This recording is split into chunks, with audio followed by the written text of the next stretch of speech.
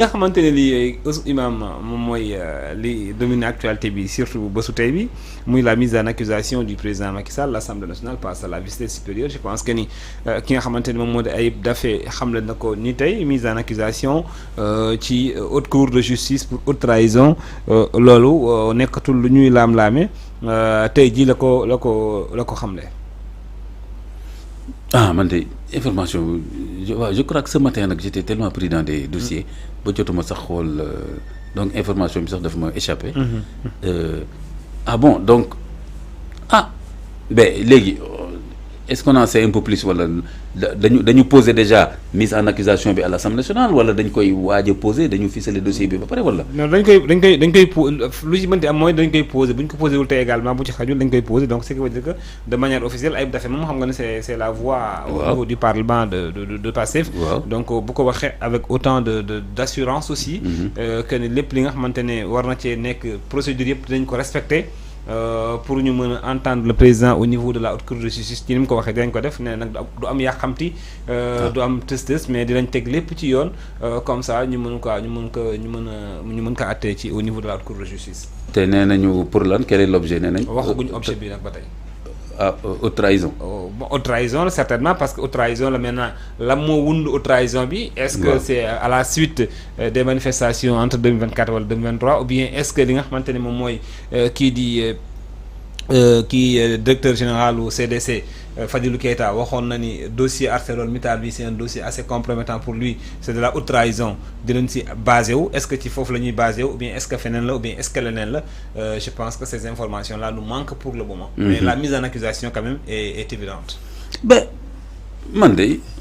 comme li may wax rek en général je considère notre ex-président Macky Sall comme même s'il était ex-président était citoyen aussi justiciable et cetera donc selon suñu texte de loi su fekkee ni am na acte yoo xam ni posé na ko et que dafa correspondre ak benn infraction wala xawma délit wala xawma nu ñu ko tuddee haute trahison et que suñu texte de loi yi wax nañ ne mën nañ ci topp un ancien président et que ñi fi nekk jàpp ne effectivement jaral na leen ñu topp ko parce que beneen gouvernement mënoon na fi ñëw sax daal ne man du ma ko topp pour une raison mais ñi fi nekk bu ñu jàppee ni dañ ko bëgg a topp te texte de loi yi may na leen ko te ñu teg ko ci yoon rek man en tant que citoyen analyste mënuma wax dara lu dul na lépp respecter procédure yi léegi nag mu des rek dëkk boo gis rek dëkk boo gis tamit rek je peux me poser la question est-ce que loolu priorité la tey Sénégal fi mu toll nii est-ce que ñoom tey seen plan de redressement bi ak seen problème FMI ak blocage yi am yëpp ci réew mi bañ naan dañ bëgg a asphyxier Sénégal nangam est-ce que loolu tey jéem a seet nu ñuy génnee ci loolu est-ce que nekkul priorité pour mandat bi que di topp ancien président mais bon en tout cas ils sont libres de le faire. Mais si l'ancien président aussi est assez voilà contraignant je sais pas assez compromettant pour ñoom par rapport à ces sorties à ces prises de position aussi di leen gêner sur le plan international parce que gis naa ñenn ci ñoom di ko rappeler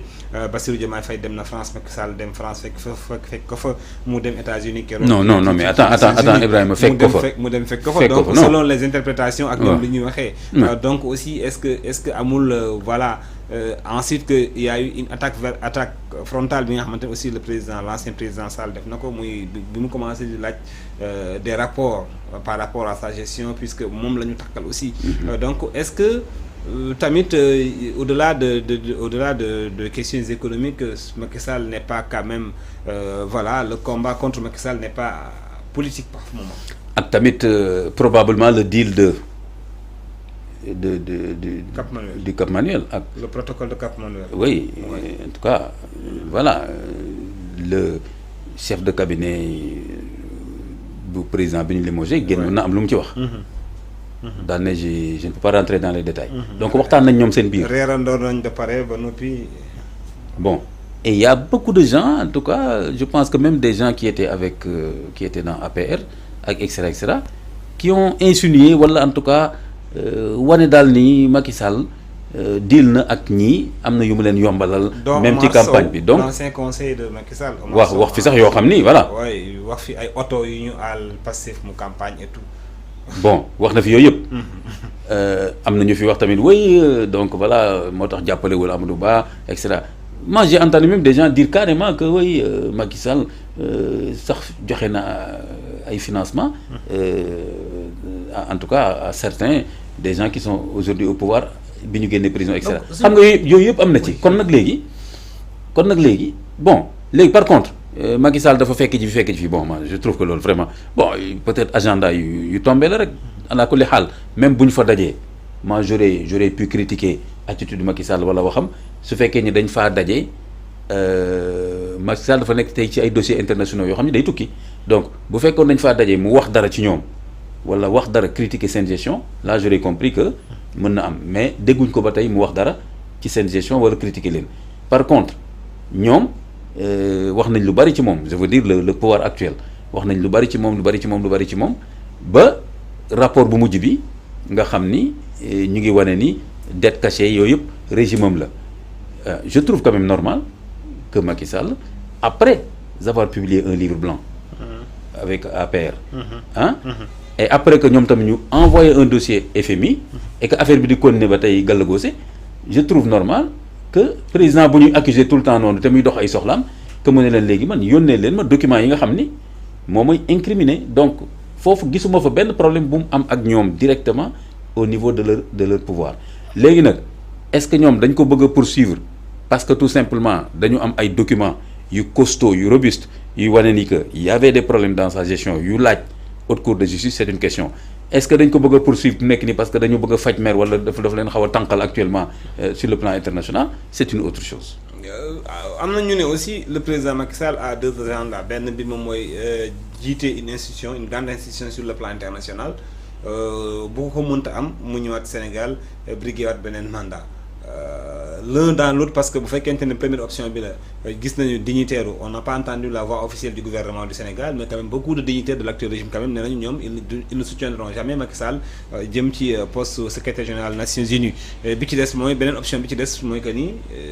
ñëwaat ci Sénégal est-ce que ça hante un peu quand même ceux qui sont là. Il faut que ñu xam lu ñu bëgg de. On peut pas ni ñu koy waxee on peut pas avoir le beurre et l'argent du beurre. su fekkee ni da ngeen ko bëgg a sanctionner jàpp ne mérité wul dem jiite ji par exemple ONU ça veut dire que donc puisque empêché ngeen ko foofu tëj ngeen buntu boobu en tout cas deful leen ko soutien te ñëpp xam nañ ne suñ ko soutenirul à partir de son propre pays ça peut créer beaucoup de. dana metti trop. léegi en ce moment là kon le fait que mu décider léegi kon damay dellu sama dëkk def politique pourquoi pas parce que ñoom ñoo tëj fi nga xam ni su fa demoon may leen jàmm entre guillemets parce que dootul tal affaire au Sénégal comme pays beneen bi aussi mooy gis nañu Macky Sall mu démissionné ci poste boobu mu amoon bi ko Macron facilité woon pour ñëw def politique. vous vous rappelez bokk ci élection yi kon tam du doon guléet mu ne bon léegi kon fële de toute façon demuma xëy na boobaa du wax sax mu mel ne defet ci moom du wax sax comme autorités yi Sénégal actuellement dañ ma bloqué ba mënuma am li ma bëgg pour dem fële du ko waxee noonu sax xëy na day wax rek bon finalement quand j'ai fait des arbitrages je me rends compte que affaire poste ONU bi daal et cetera je considère que j'ai encore quelque chose à apporter à mon pays sur le plan politique rafetal ko noonu après ñëw et en ce moment là il sera libre de le faire parce que suñu texte de loi interdirul un ancien président mu ñëwaat gis nañu fi ay ancien président ñëwaat gañawaat 2 mandats consécutifs la ñu wax consécutif bu consécutif bi jàllee moom. bu jàllee. voilà amul droit. ce n'est plus à moins que suñu assemblée nationale bu bees bi daal ne bon nañ voté léegi benn loi buy wax ne ku def consécutif mënoo ñëwaat. yaa maître. xam nga man moom suñu député yi moom maître Moussa Diop. Maître Moussa Diop oui qui avait émis l'idée muy neexoo ak waa Pastef justement. nee na dina def une proposition jox ko le député. ñu porté ko comme ça le président Sall ne pourra plus être candidat au niveau du Sénégal parce que tout simplement dafa travailler xam code du Sénégal yëpp xam lépp nu mu fonctionne ba noppi nag dem di liggéeyal beneen état muy bi ko fi Macron nommé donc nee na loolu il faut à ce que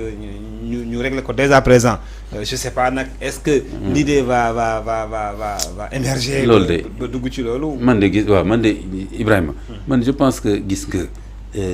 mais pourquoi rien n'interdit que nga nekk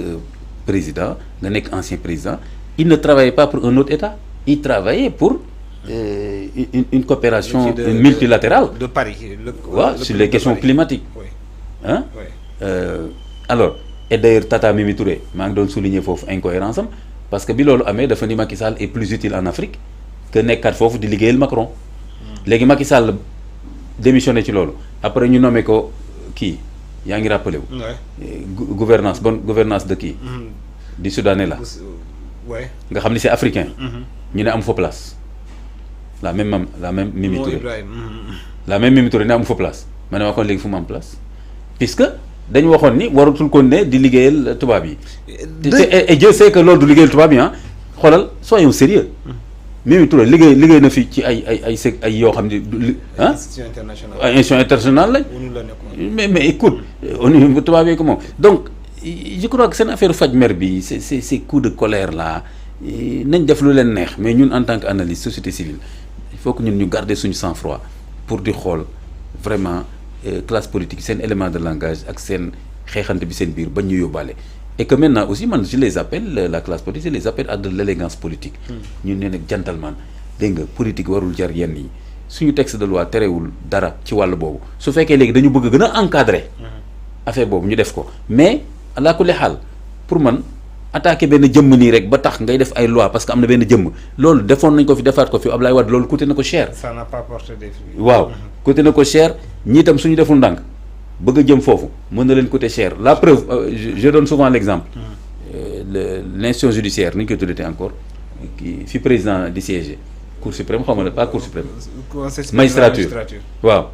yaa di président bu fa nekkee nangam et cetera moi souvent je donne l'exemple que non yéen présence su Macky Sall en tant que individu moo leen doon gêner mais pas le président en tant que statut la preuve mooy président actuellement nga fa.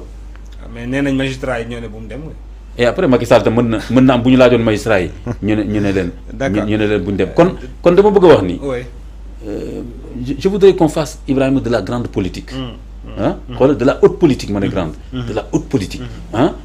aussi qu'on regarde beaucoup plus l'intérêt du Sénégal mooy suñu nit yu ràññeeku ci xam-xam ci politique ci kii suñu yenn xeexante fii ay détails yooyu bañ a empêcher ñooñu ba tey mën a porter Sénégal d'une façon ou d'une autre.